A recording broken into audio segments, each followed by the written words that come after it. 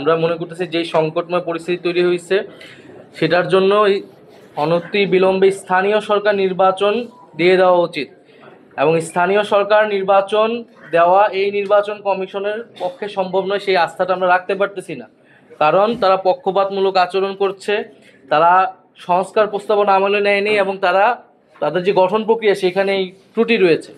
ফলে আমরা প্রথমে নির্বাচন কমিশনকে পুনর্গঠন করে স্থানীয় সরকার নির্বাচনের দাবি জানাচ্ছি।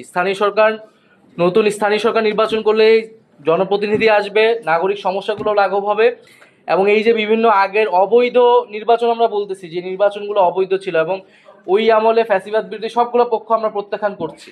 এখন সেই নির্বাচনের তো আমি বলতে পারি না আমি সেটার বৈধ মেয়র বা প্রার্থী, এটা আসলে দ্বিচারিতা। তো সেই জায়গা থেকে স্থানীয় সরকার নির্বাচনের মাধ্যমে আসলে এই সমস্যাগুলোর সমাধান করা প্রয়োজন। ফলে সরকারের কাছে আমাদের দাবি যাতে আমরা দ্রুত সেই ধরনের ব্যবস্থা নিই, নির্বাচন কমিশনকে পুনর্গঠন করে আমরা স্থানীয় সরকার নির্বাচনের দিকে আমাদের দ্রুত যেতে হবে। অতি দ্রুত সময়ে প্রথমে নির্বাচন কমিশন পুনর্গঠন করা উচিত এবং তারপরে স্থানীয় সরকার নির্বাচনের উদ্যোগ গ্রহণ করা উচিত।